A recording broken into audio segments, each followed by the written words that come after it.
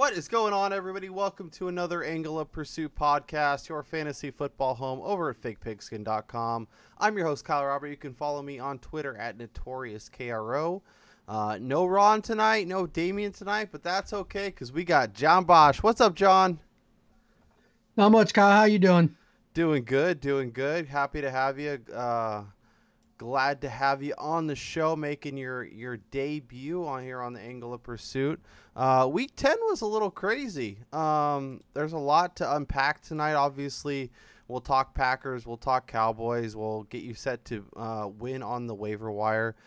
Was there a big takeaway from Week 10, a player that really stood out to you, something that really impressed you, or someone that really let you down in Week 10?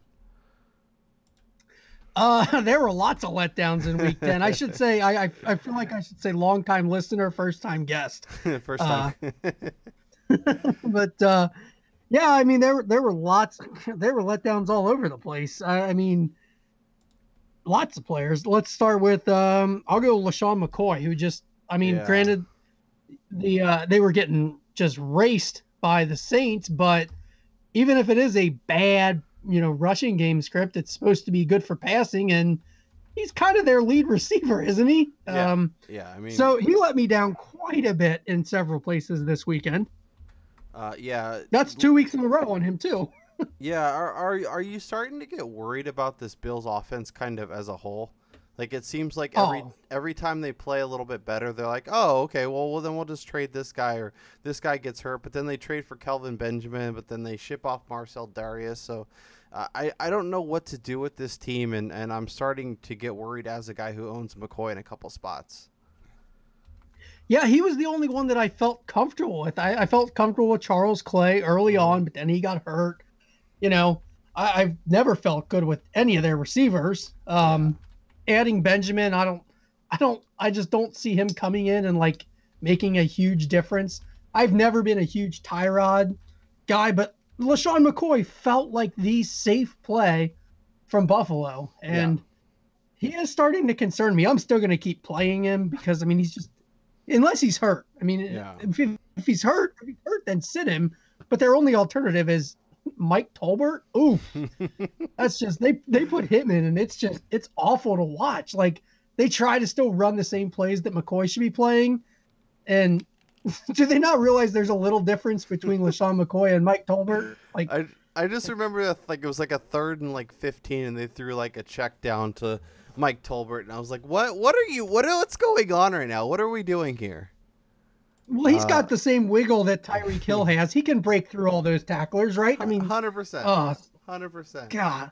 Yeah. Awful. I don't know what Buffalo's doing. Like you said, they traded away a bunch of assets, but then they go and trade for Kelvin Benjamin in the middle of the season. I don't know. They're that owner in your league that can't decide if they want to play for next year or go for it all this year. Like, they're confusing.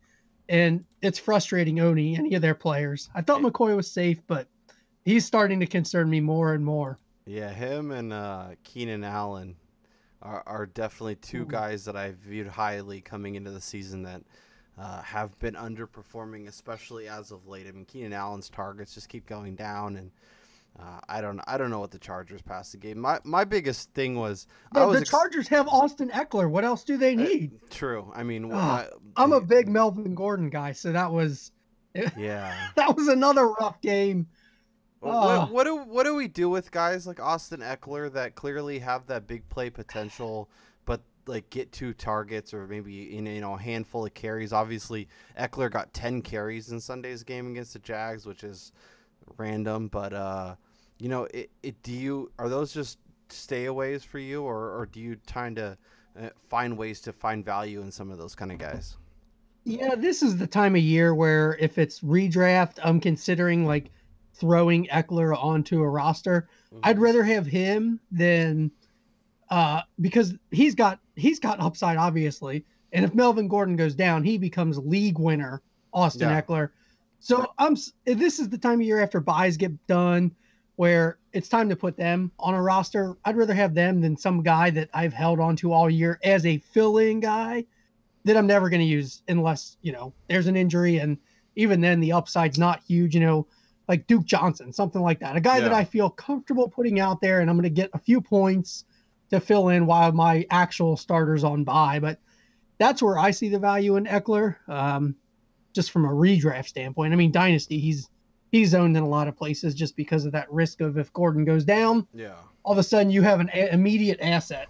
Well, it's funny, too, because we thought Brandon Oliver was that guy for the longest time, but Eckler's kind of, really showed out this year when he's had opportunities and, seems to be taking that role. Would you rather own Eckler than, like, Samaje Perine, who could be the starter in Washington with Rob Kelly out for a couple weeks, or Devontae Booker? The Denver backfield's a complete mess, and it seems like everyone gets a little piece of the pie. Like, are you taking shots on someone like Eckler over those guys? I would take a shot over Booker just because the Denver backfield is just a hot mess to me. Yeah. And I have a lot of CJ Anderson. Like, I own him in a lot of places. I had high hopes for him. In every game, he gets off to a good start. Like, and I'm like, all right, fine. This is going to be a good week for him. And then they don't show a lot of Denver on TV because, they're bad and they're never in the red zone. So then all of a sudden, like, you see no more statistics for him. So I don't know what's going on with Denver. That's disappointing. I'm not adding Devontae Booker to my Denver headache. Yeah. Samaje Perine, Chris Thompson's the guy I like in Washington. I love him. I have loved him for a while. And I mean, I'd still rather have him just because of the usage that he gets, even though it's limited. It's actual, he actually does things with his attempts. Perine, he seems to be coming on a little bit better. So I guess there's some upside, but I still hope at some point Washington realizes maybe we should just use Chris Thompson. Yeah. I know they say they don't want to use him and they don't want him getting hurt, but like, what are you saving him for? We're going into week 11. At this point, you kind of start using some players. You're not saving them for anything anymore. Yeah, and I just like I don't know what to do with that backfield in general, because like I liked Rob Kelly coming in, but I also like Perine coming out of OU. But like to your point, Chris Thompson's been the better player, and there's been games where they've clearly used him 15 to 20 times, whether it's either via the pass or the run, and he's been fine. He's been great. And then there's other games where they really limit his touches, and I don't know. It's just that whole team in general. I mean, with Josh Doxson, who looks to get big touchdowns every week but never actually does, and now they're targeting Jamison Crowder like crazy. It's just that's been a really frustrating offense to kind of just pick pieces from all season. Yeah, Doxson, I'm actually kind of glad that he didn't score this weekend. he could have. He was like, inches away from having a breakout game where he would be the number one ad by everybody. Yeah. And everybody'd want him, which I'm glad he didn't do that because I kind of want to go try and get him now. I want to try and buy him low in Dynasty, and I'd like to see if he's available in any of the redraft leagues I'm in. Yeah, because they are targeting him. He should have had 2 touchdowns, which is a huge day. Yeah, as long as you're not in a league with Dynasty Frank, you should be able to target him and get him on a decent price. If Frank's in your league, there's no way you're getting him. Yeah, Frank's not selling him in pigs. I know that. That's for sure. Yeah, I was really disappointed with the Josh McCown Ryan Fitzpatrick game. I thought there was going to be fantasy points aplenty on both sides of the ball, and the double revenge game. Yeah. Yeah, it was something I expected both guys to play well, and they both really let me down. Let's hit through some news and notes and talk about a few situations. We'll start in Green Bay. Aaron Jones out 3 to 6 weeks with the MCL injury. In redraft, is he a guy that we should probably just cut and get ready for next season with? Yeah, I mean, I wouldn't keep him if he's out 3 to 6 weeks. I mean, what's the point? If he comes back, by then, who knows what the offense is going to look like by then? Anyways, it looks terrible as it is. Even if he comes back, he's coming back to a Green Bay offense that's unsettled, and maybe by then Jamal Williams shows a little something. Seeing as Ty Montgomery also probably not playing. Yeah. So yeah, I'm cutting him. I see no reason to hold on to him for 3 to 6 weeks. You could be holding him for 3 weeks, and then 3 weeks from now, realize it's going to be another 3 weeks and you just wasted a spot for 3 weeks. So. Yeah, and with the MCL, that's a scary thing. Like, especially with the young guy or the team that's not going anywhere this season. I think you have to. I think the Packers, if they're smart, realize, hey, this guy has upside, and we shouldn't push him too much. Like you mentioned, Montgomery has a rib issue. They're saying there's a chance he plays, but who knows? And then so that, I guess for this season, does that make Jamal Williams a must add this week? I think so. I mean, it's still going to be kind of a low ceiling ad because it's not like he's getting that many opportunities in Green Bay. I just that offense just it's amazing the difference one player can make, even if it is at quarterback. Yeah. I mean, we've seen some other offenses where some backup guys have come in and filled in okay, but not in Green Bay. And there is zero replacing Aaron Rodgers. So that offense looks bad, but I think you still do have to add Jamal Williams. He's going to be the starting running back who's pretty much unopposed. Yeah. Like nobody else is getting in the backfield. Randall Cobb will probably take the second most snaps from the running back position, I would assume. Yeah, I know. I'm totally on board. And I mean, he got 20 carries in that game. Obviously, it was a game where the Packers were ahead most of it, so they were able to kind of do what they wanted. If you're looking at it from a dynasty angle, who are you most interested in as, looking towards next year and the future in Green Bay? God, see, I came into this year. Ty Montgomery I'm just a fan of his. Like, I like him. I like the way he plays. I like the fact that he was amenable to say, a position switch. His coach said, I need you here. Okay, I'll be a running back now. Yeah. So there's that story. I just like him. From the rookies, I was a little bit more into Jamal Williams. Matt Price swayed me pretty hard to go the Jamal Williams route. And I like him. I like him better. So I'm really hoping he shows because I have a decent amount of him sitting on taxi squads across a lot of rosters right now. Yeah. So I'm hoping he shows really well. But I think Ty Montgomery's still the guy that I'm looking for. If I was going to try and add one right now, it's still him. Even if one of these, if Jamal Williams flashes and shows great running back skill, or if Aaron Jones comes back in 3 weeks and does the same thing, and all of a sudden he's the running back going forward, it's not like they're getting rid of Ty Montgomery. Yeah. He's a weapon that they can use on the field. His job's not going away. So I still like Ty Montgomery a lot. He's probably that guy that I'm going to be able to just not quit even when I really, really should. But that's okay. I like him. Yeah, I loved him coming in. I thought he had top 15, top 10 upside. Obviously, the volume was going to be key. I do think I don't know. I was a big Jamal Williams guy like you. I expected him to kind of do really well, and maybe he has this, real shot now with Jones out, basically, we assume for the rest of the season or most of the season. I think Montgomery in Dynasty is going to be a guy that you can buy, and I probably will add a few shares to my rosters this offseason, and as this season, I kind of hope he just shuts it down for the year. Yeah.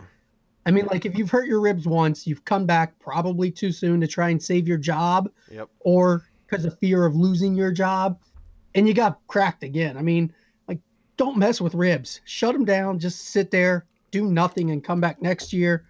Like you said with bringing back Aaron Jones, there's no point. Yeah. Green Bay's not doing anything this year, so. It was nice to see Brett Hundley look a little more like an NFL like a quarterback. Yeah, and Devontae Adams have a nice game. Jordy Nelson, I don't know what's going on. I think he's really Rodgers dependent, it seems. Yeah, big time. I think Devontae Adams is the only one that Brett Hundley knows. Like, he doesn't realize there's other guys lining up at the wide receiver position. Yeah, that's good for Adams. Bad for Jordy. Yeah, pelt him with targets. So yeah, I think Jordy's a guy in redraft a guy just to kind of avoid the rest of the way until Rodgers comes back. Let's talk about the Cowboys backfield. Obviously, the left tackle is a huge problem. Yeah, I'd say. Adrian Claiborne basically made $750,000 on Sunday by getting 6 sacks and abusing Dak Prescott. They need Tyron Smith probably back for the passing game. But for the running game, Alfred Morris, 11 carries, 53 yards. Rod Smith, 3 for 14, 4 catches for 15. And Darren McFadden got 1 touch, and it was for -2 yards. So that wasn't a great performance by McFadden, which I assume might take this role, or at least the role that Rod Smith seems to have. So for redraft for the rest of the way, do you think it's Morris is the kind of the first and second down pounder, short yardage guy, and then Rod Smith in PPR leagues could have sneaky value?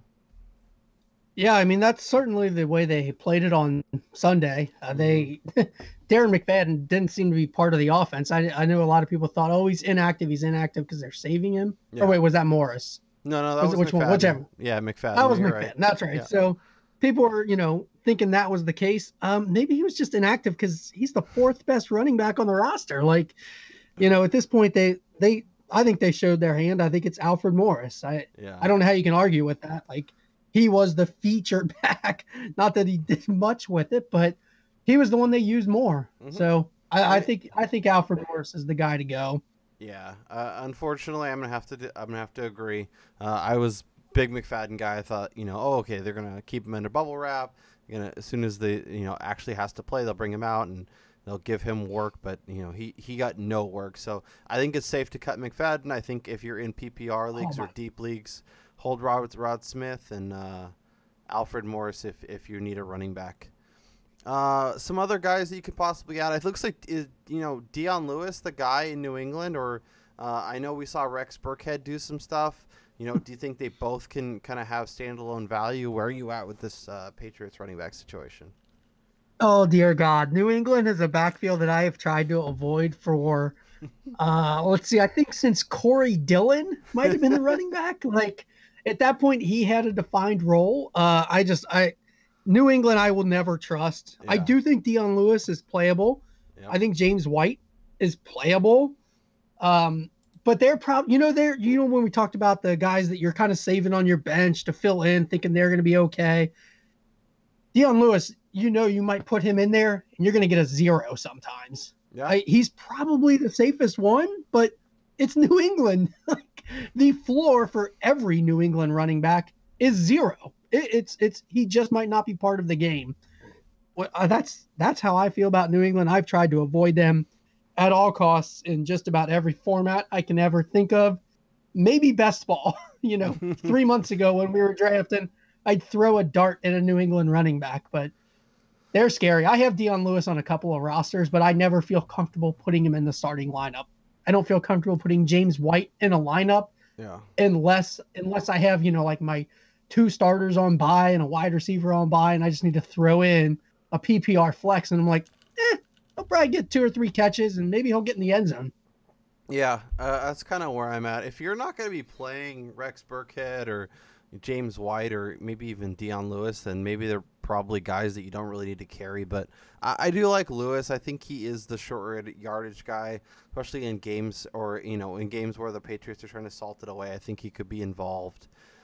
Do you remember Mike Gillislee? Bro, he was crazy in week 1. 3 touchdowns. Awesome. He's going to be the guy who's going to be LeGarrette Blount 2.0 with more touchdowns, and look out. And yeah, so and healthy scratch. And healthy scratch. Again. And next week we could be talking about Rex Burkhead being the guy. And yeah, I'm with you. If you can avoid the situation, I think you should run far away. If you don't have a choice, you're right. I think Dion Lewis is probably the best. Yeah. I will always feel safe in PPR with James White, but I'm never going to feel happy about putting one of them in a starting lineup. Ugh. Yeah, but the landscape of the running backs, I mean, we're talking about third string Packers and, filling in for Rob Kelly. Devonta Freeman has a concussion. I mean, Teron Ward, if you're in a super deep league and desperate, I think is another guy that, he'll probably get some work. And if you're digging deep, Austin Eckler, Teron Ward are 2 guys that could make a ton of sense. What about Elijah McGuire? Obviously, he's flashed at points. It looks like he might be the passing down guy until Matt Forte is back. He had 4 catches for 36 yards. It's 7 targets on Sunday. Do you think it's as simple as when Powell and Forte are there, McGuire is useless, and then if one of them's out, then McGuire can have an impact? Let me ask you, Kyle, do you play DFS? I do. So who was the? Did you say yeah there? Yeah, yeah. Okay, I thought so. So who was the running back that everybody's like, oh my God, this guy's so cheap. We've got to. He should be in every lineup. I mean, who was the super chalk at running back this week? Bilal Powell. Bilal Powell. Everybody played Bilal Powell, and the Jets are just like, nah, we're not going to use him. Everybody has been waiting forever for Bilal Powell to get this opportunity. Like, finally, Matt Forte not in the way anymore. Yeah. Bilal Powell's going to come out. He's going to get this volume. We're going to see this great game. And he's had some good games based off of long runs. But we were thinking volume. He's going to crush his price. Nope. Oh, he tanked so many lineups this weekend. Just everything.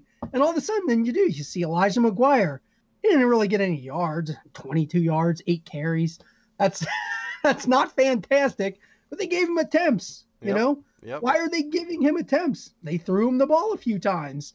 Like, why? I don't know. I want Bilal Powell to be a thing. He really should be. He's talented.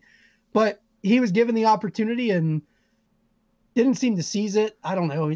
You would think that if he is that talented as everybody wants him to be, he would be able to beat out Elijah McGuire. I think Elijah McGuire, if I have to choose between the two, I think I'm giving up on Bilal Powell. At the prices that you can get them for, I would rather have Elijah McGuire because he's like dirt cheap nothing. Yep. And I never bought into the Powell narrative. I did have Forte in a few spots just because he was so cheap in late in drafts, or I was picking him up for my Dynasty rosters. But it's all these running back situations are so muddled, so messy, and it's just take the cheaper guys and hope it works out. What do you do with Danny Woodhead? He's obviously eligible to play. The Ravens are, they seem kind of waffling on him.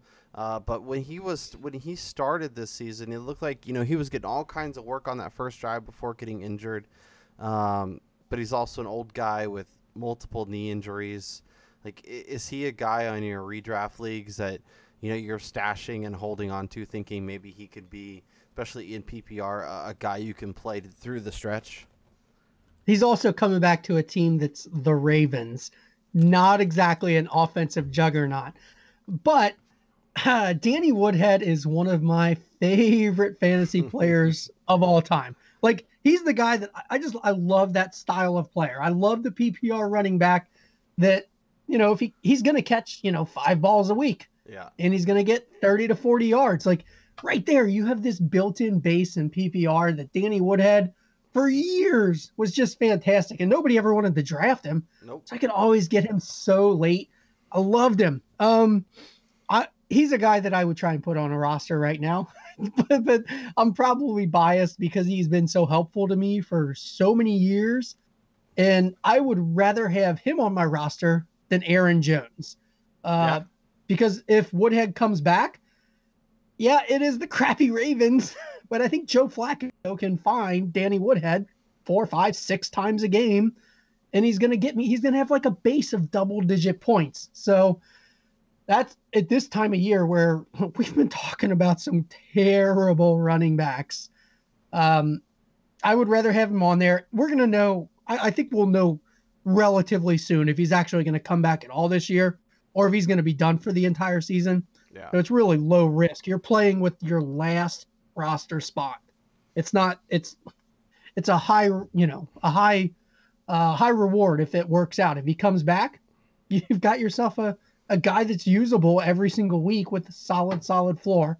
And if he doesn't, big deal. You just cut him and you lost your last roster spot. No big deal. Yep. Totally agree. The Ravens have shown the ability and the want to throw to running backs. Flacco will look for him. And, if you've been stashing a running back with, low ceiling, low floor, Devontae Booker or Samaje Perine, and you don't need to play him anytime soon, I think Woodhead's the ad, and I think you hold on to him and see what happens. Let's talk some receivers, and let's talk about Bobby Woods, my boy Robert Woods. I told you guys on Wednesday he was going to have a monster game, and boy did he come through. 171 yards, 2 touchdowns. But the Rams' schedule over the next couple weeks is not pretty. We'll be talking some Jared Goff here in a little bit, but they face the Vikings and the Saints. Is Robert Woods a guy that you're going to see if you can sell, basically sell high and see if an owner in your league is buying into he's the number one receiver on an elite offense, or do you think he's worth holding on to see if he can keep producing? I think everybody on the Rams, honestly, at this point, I'm just, most of what I play is Dynasty, so I've got more than just this year in my mind. But even just with this year, I'm buying Rams. Yeah, give me every Ram I can find. I mean, I did worry about defensive matchups, things like that, but I don't know. I don't know that offense is slowing down. Even if it's a good defense, this feels weird to say there are so many weapons on the Rams that maybe if the defense chooses to take like the guy that I start away, yeah, that sucks. But if they do that, I mean, there's 3 other solid weapons that are going to attack them. So I don't know that they can really focus on just one guy, no matter how good the defense is. Yeah, it's tough. It's tough to try and line up to stop Todd Gurley. Okay, so if you do that, then you're maybe, your coverage on 3 really good receivers is going to be lacking. Jared Goff, who apparently is fantastic, and, he was terrible last year and amazing this year.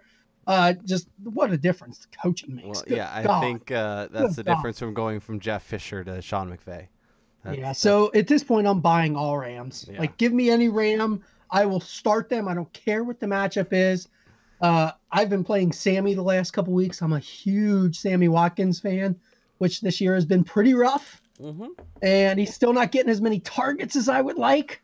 Yeah, but at least the targets he's getting, he's paying off the weekly start. So, and if you're putting Robert Woods in, he's really paying off. Even Cooper Kupp, he leads.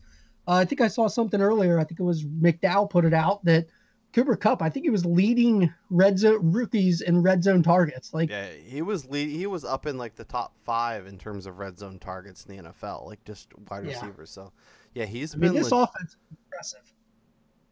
And they have been putting up points in bunches. I expect him to slow down a little bit. I still like Robert Woods a lot. I think he is the receiver to own in LA. I think if you own Sammy Watkins and you can sell him, I think now is the time. I don't know. Now is a terrible time to sell him. His value has dropped so much. Yeah, but like he just doesn't get targets. And if you don't, are you talking redraft or dynasty? Well, I'm talking more for redraft. But even even in dynasty, I know there's people that still view him as kind of the elite guy he was in Buffalo, and I don't know. It feels like they'll take shots here and there, and they definitely find ways to get him the ball, but. It's like I feel like he's basically like Bryce Butler. Like there's a couple deep shots, and most of the time they work. But like I am that guy I'll be a Sammy truther till I die or he dies. See, I think even if they don't find a way to get him more targets, he's gone next year. He's gone. He gets his own choice of a team that will choose to focus on him. Like, can you imagine him getting the kind of volume that Hopkins gets or something like that? Oh yeah, God, see, I still have dreams about this. It's not. I don't think it's going to happen in LA. I mean, there's too much. God, this feels weird. Too much talent in LA. Too many good Rams. Last year, were any of them as startable? I mean, even Gurley was getting benched for periods of time in fantasy rosters, and now I can't get enough of them. Give me all the Rams. This offense has gone from a bottom 5 offense to a top 5 offense in one offseason. And it's incredible. That is crazy. Yeah, it's insane.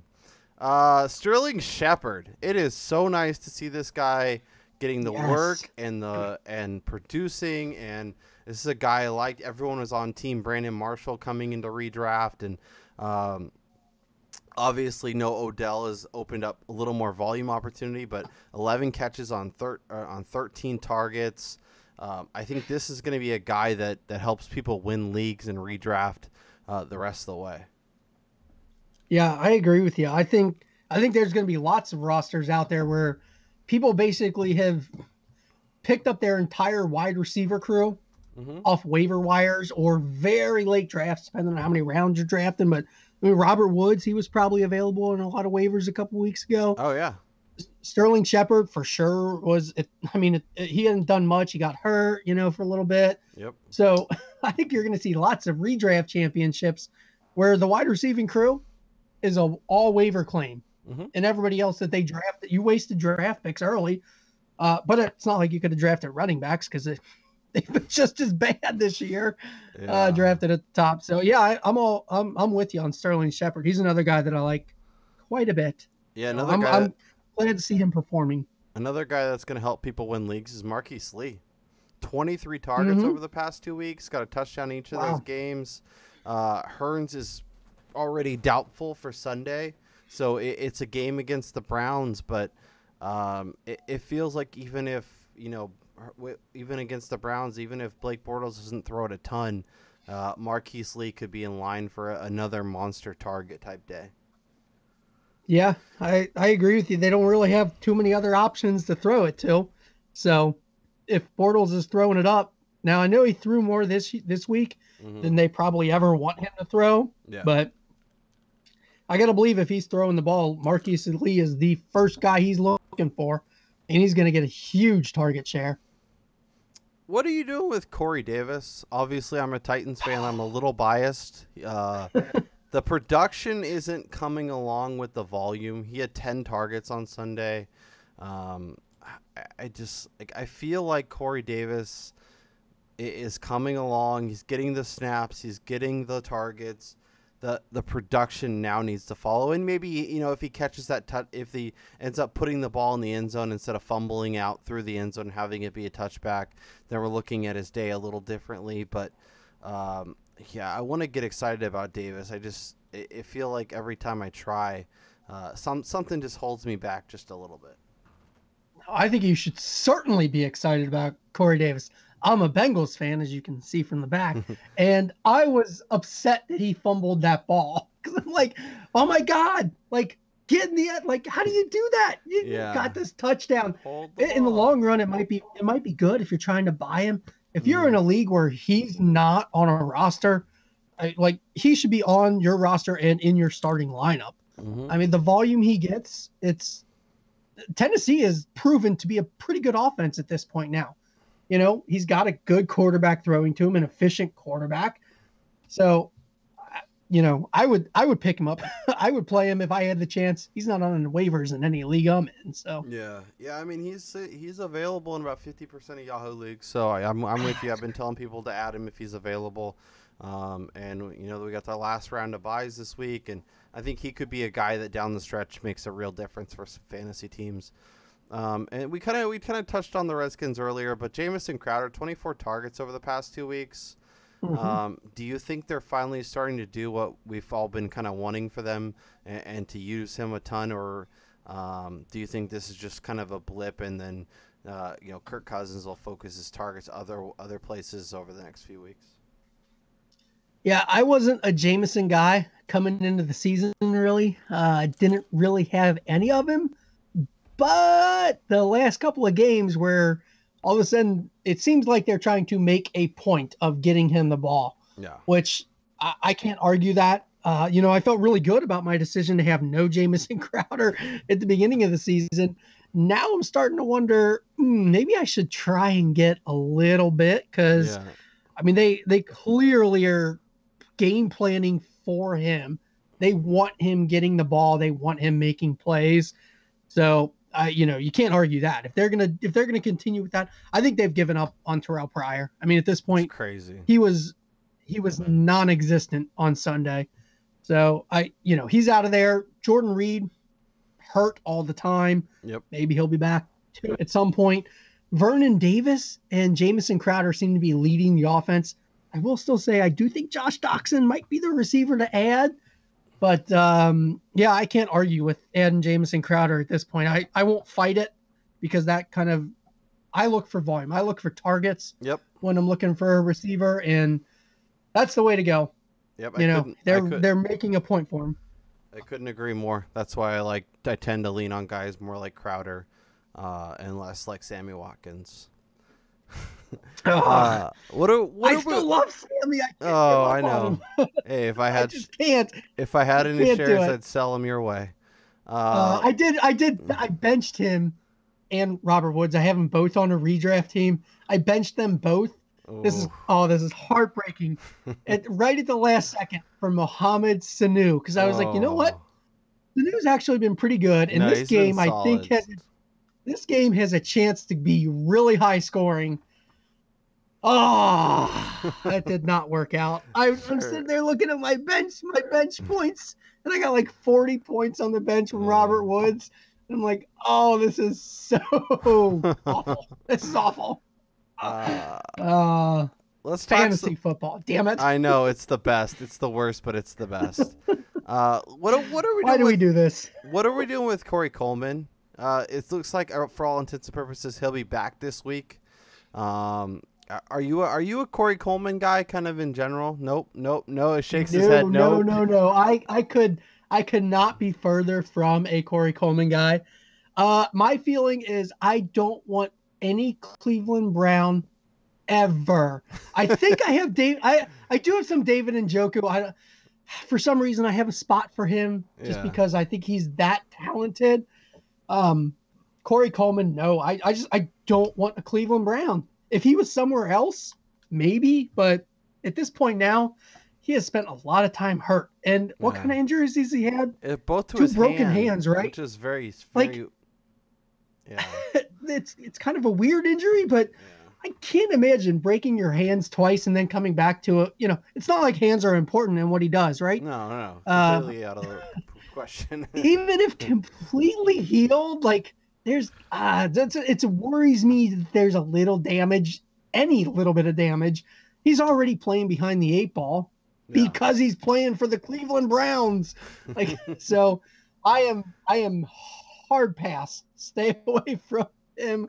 Like, I've had some people try and offer me him, and I'm like, nope, I don't want him. I did try and buy him super dirt cheap as soon as he got hurt in a dynasty league, where I just was like, I try to buy up injured players on a roster I'm rebuilding, because then I hope to be able to sell him later.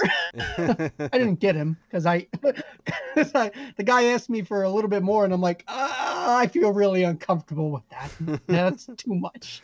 I'm not paying that for Corey Coleman. So are you a Corey Coleman guy? No, I didn't like him coming into the draft. I somehow ended up with a couple shares of him just because of that's the way the draft fall. Or I acquired him last year when he was hurt. Don't you hate that? I have Laquan Treadwell on orphans that I took over where I had great spots, and I felt like I had to take Treadwell where I took him. Yeah. That's one thing I am totally learning in Dynasty. It's one reason I like auctions better anyways, because I can just totally avoid the guys I don't like. But even in the ones that are drafts, that's one thing I'm learning a little bit. I don't care what everybody else thinks I should do. I'm just going to ignore it from now on. Yep, take the players you like. I think that's a great point, because when the player that you like is going off and you didn't draft him because somebody, the consensus said to take somebody else, that's just the worst feeling. But I don't know. I think for redraft purposes, I think Coleman's worth an add if you have room. I do like Deshaun Kaiser, assuming he can stay healthy and Hugh Jackson doesn't take him out of the game randomly. But what do you think? What do you think Corey Coleman's best possible week that he could have down the stretch would be? Like, what so far? What is the best wide receiving week from a Cleveland Brown? Yeah, that's. I mean, like that's Kenny that's Britt my had a argument. Touchdown, so or we had Kenny Britt showed up on Sunday. We had that one Rashard Higgins week that was impressive. And then he came back the next week and did nothing. Yeah, like, I mean, I think down the stretch, legitimately Coleman could have like a 5 or 6, maybe a 7 catch game. close to 100 yards and a touchdown or two. I think that's in the realm of outcomes. But there's also a 3 catch for 17 yards like he had last year. So I mean, I think you're looking a lot more. I think you're looking a lot more at 3 for 17 than if he approaches 100 yards. I mean, what's the highest number of passing yards that Sean Kaiser has had this year? Feels like it's been pretty low. Yeah, I know he had a huge week this week, but I think part of that was because of his rushing.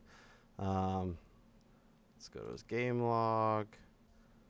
This was his best week. I mean, this was 230 yards, 240. So yeah, I mean he hasn't even hit 250 yet. So Coleman, if Kaiser throws for 220, yeah, Coleman's going to have to get almost 50% of the passing yards. Like, that's a lot. I don't see it happening for Corey Coleman. PPR is a little more valuable, but maybe he gets like 5 for 65. Maybe he gets in the end zone.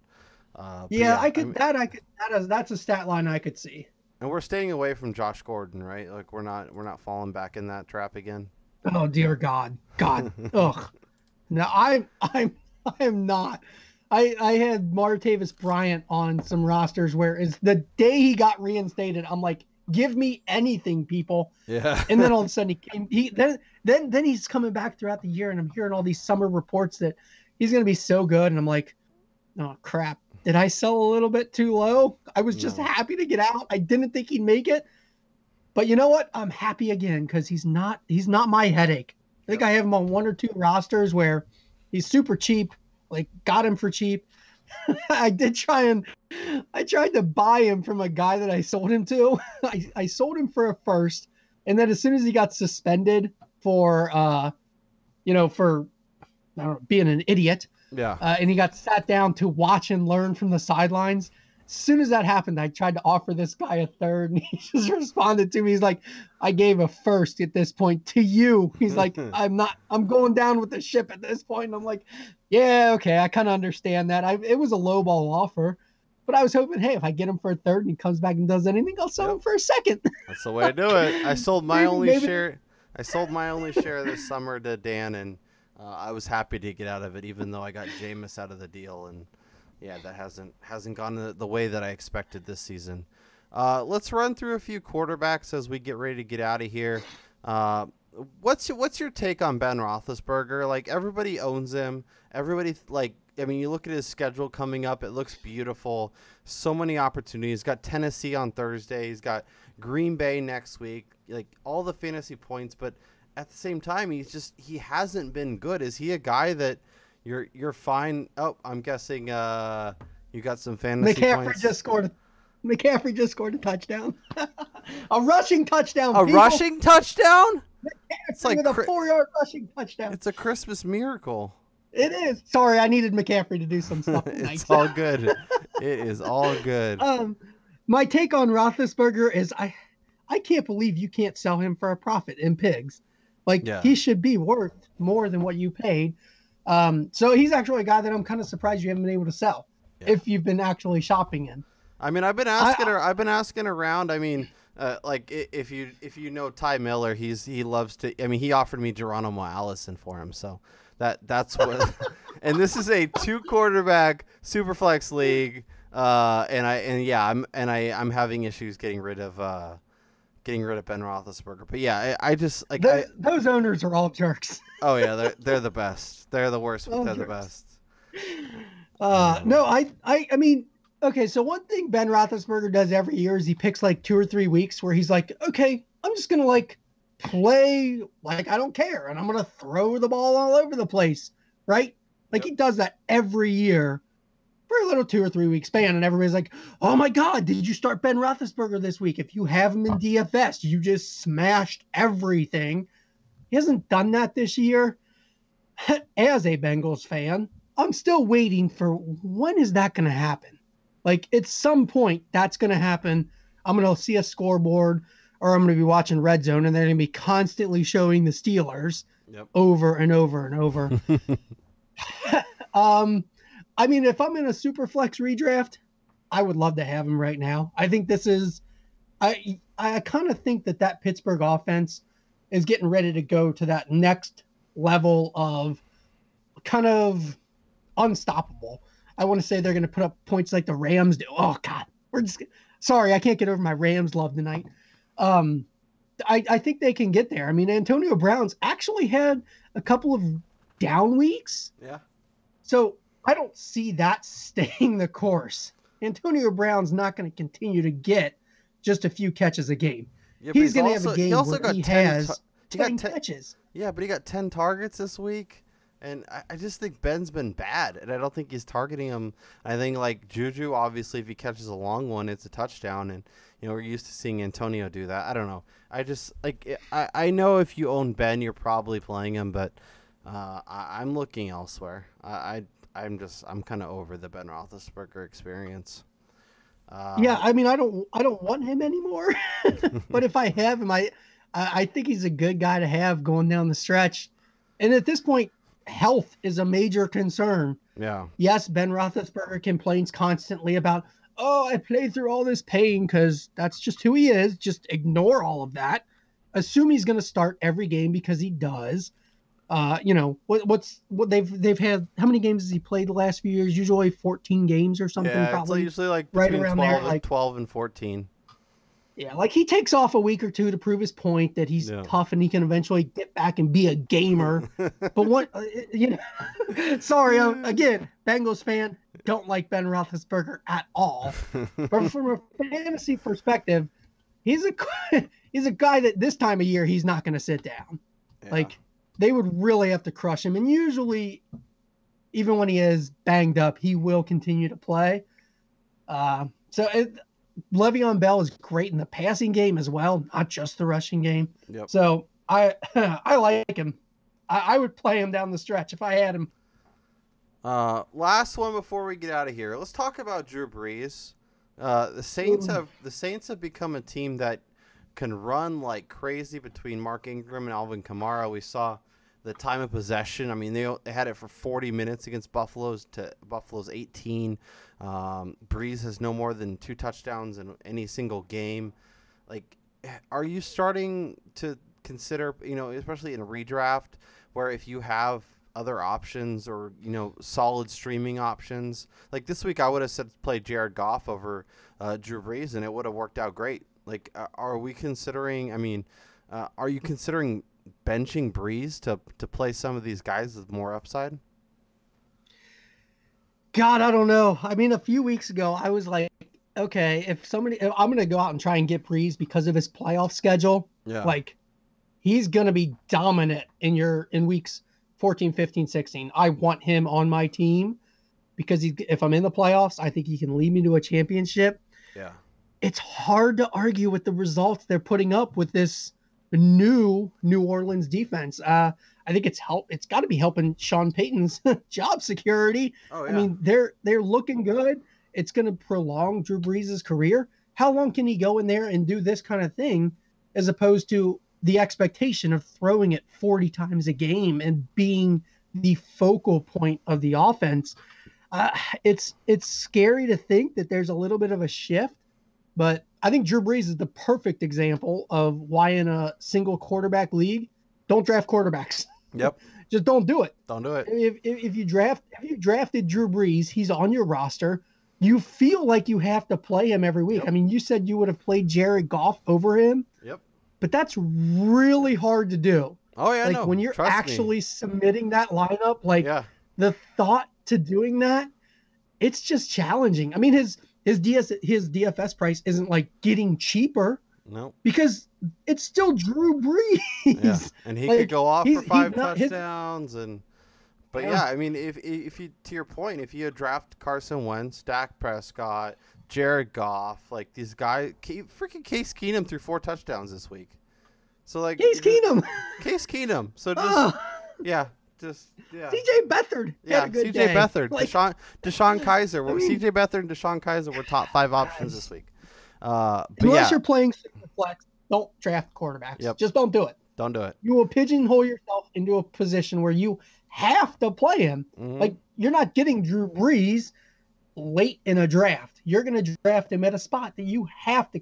That's got to be hard to break. I guess that's if you are in a redraft single season league and you have Drew Brees, make that, I guess, bold move, to step away from him, because otherwise you might end up being disappointed. Every week there's somebody on waivers that's probably outscoring him. Yep. That's sad. And if you own Drew Brees, it's great. It's great for New Orleans. Yep. It's kind of scary, just because he's been so amazing for so long. And if you look at the team, I mean, they're winning games now, and they're on fire because of that running game. So if you own Drew Brees, the trade window is closing on so consider maybe moving him for a little bit of help, and especially if you have a team, someone in your league who just lost a quarterback and needs help, it could be a move that makes sense. A little preview of my streaming column coming this week. Blake Bortles, 31% owned, has Cleveland and Arizona. I know it's Blake Bortles, but that could be nice matchups. Eli Manning, I still, as ugly as things are, they still have Evan Ingram. They still have Sterling Shepard. Kansas City, Washington, Oakland the next 3 weeks. Could be a guy that helps you win. And we mentioned him, Case Keenum versus the Rams, revenge spot at Detroit, at Atlanta. Gotta get that Case Keenum revenge game. I wonder if Jeff Fisher just sits in the crowd with a Keenum jersey on, just rooting for the Vikings. I wish I remembered who had put it out. But did you see that tweet where it was like Case Keenum and Jared Goff threw for this many touchdowns today? Oh, and they were both on the Rams. Well, it's funny because the Rams won 4 games last year, and this year Jared Goff and Case Keenum are a combined 12-4. Like, they are crushing it. Yeah. I miss the JJ Zacharyson Jeff Fisher gift game. So that good. was always entertaining. Like, it was one of my favorite things. Yeah. So I miss that. But this is actually probably better to have more fantasy options. So good. All right, guys. John, thank you so much for hanging out and chatting it up with me. Make sure you are following him at Empire FFL, and tell him all the podcasts you're doing and all that good stuff. All right. Well, at this point, I'm now one of the co-hosts of Dynasty Happy Hour, which can now be found on the Fantasy Huddle feed.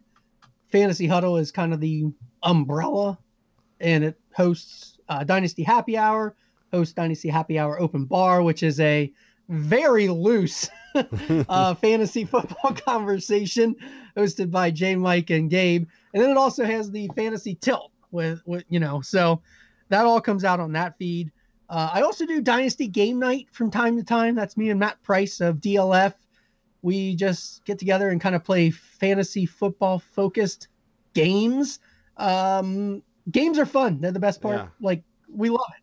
Yeah. So we finally decided we're not going to do like the news and notes. We'll just skip all that and we'll just play a few games. So I do that. And then I just started writing actually for Dynasty Trade Calculator as well. I write a series called Dynasty Value Index, where I just go over some fluctuation in player values. I just put out the top 3 and bottom 3 movers. So the top 3 risers, top 3 losers of October for quarterbacks. I don't know if running backs is up yet. It should be soon, if not. And then wide receivers and tight ends to follow. So go to Dynasty Trade Calculator and you can look up for that. Yeah, so make sure you follow John. Check out all of his awesome work. It was so much fun having you, and we'll have to do this again soon. Yeah, thanks for having me, Kyle. This was a ton of fun, man.